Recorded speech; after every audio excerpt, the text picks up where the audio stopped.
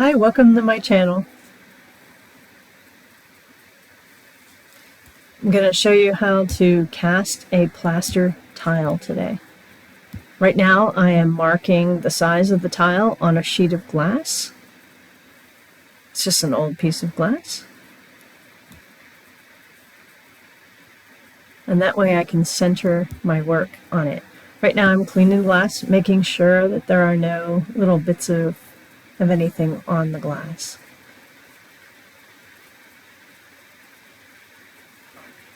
These are cottles. It's basically a piece of wood, and I've waxed it so that my plaster doesn't stick. I go all the way around, about 2 inches up the cottle.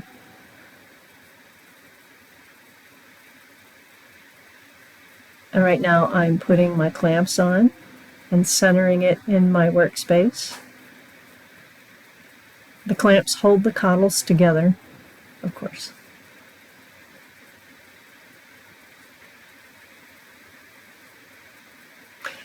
I'm using just a regular bit of clay, just any old clay will do, scrap clay. And what I'm going to do now is I'm going to create little scenes where I'm basically sealing the cottles to the glass so that when I pour my plaster in there, it does not leak. It won't leak out of the cottles. I'm creating basically a well, and I'm smoothing it. And I'm also making sure that I'm kind of pushing the clay in that space, that little space between the glass and the cottle. Smoothing it out. I'm also making sure that I go up the cottle corners by about 2 inches, which is about how deep I'm going to pour my plaster. I'm using a tool here to sort of further refine, and that'll give me a nice edge on my plaster block. I go all the way around.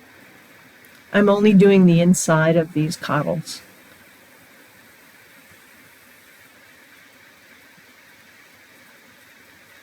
Again, I'm cleaning up my surface to make sure that there are no bits. And now I'm going to center the tile that I made. I sculpted this, and now I'm centering it in my workspace.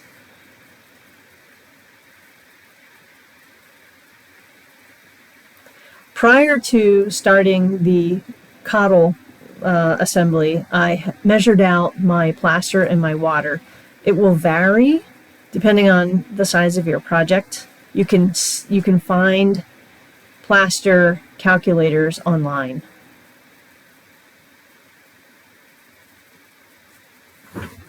You always pour plaster into water and not the reverse, and that's so it doesn't clump so much.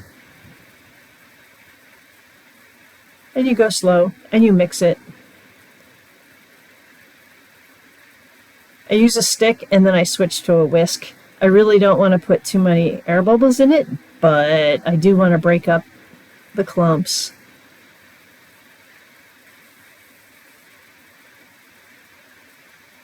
It takes maybe 5-10 minutes for the plaster to really start to get thick. It'll start to get like heavy cream. It almost gets almost like a skin or a slaky surface. And you'll notice this. The bubbles will disappear because it's too thick to manage bubbles, really.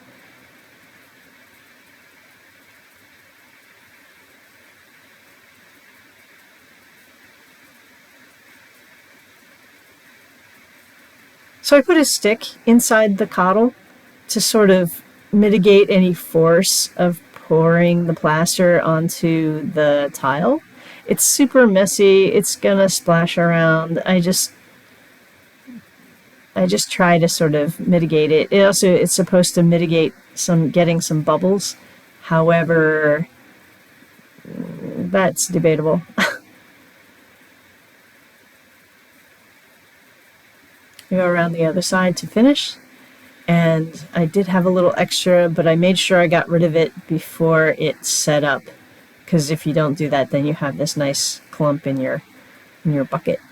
Here I'm tapping the table. You can see the surface of the plaster, kind of little waves in it, and that's just to release any trapped bubbles.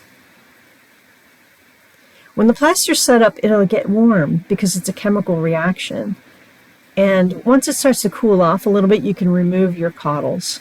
If you've waxed them well enough, they should pretty much break free from the plaster. Should be easy.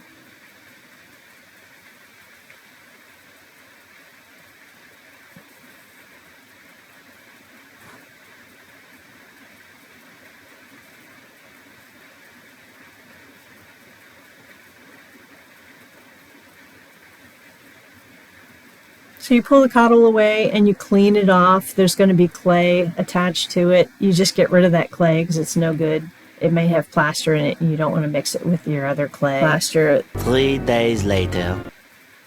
Okay, so after the tile has cooled off and dried out a bit, you're going to put your stamp on it on the back, your chop, and maybe even like a little hanging cut. And the best thing to do is to just dig it out. You may lose this original prototype tile.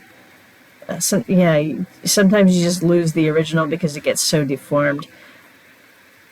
Basically, you have to dig it out. So, and this was a different tile that I had cast, but it's the same process. Clean it up.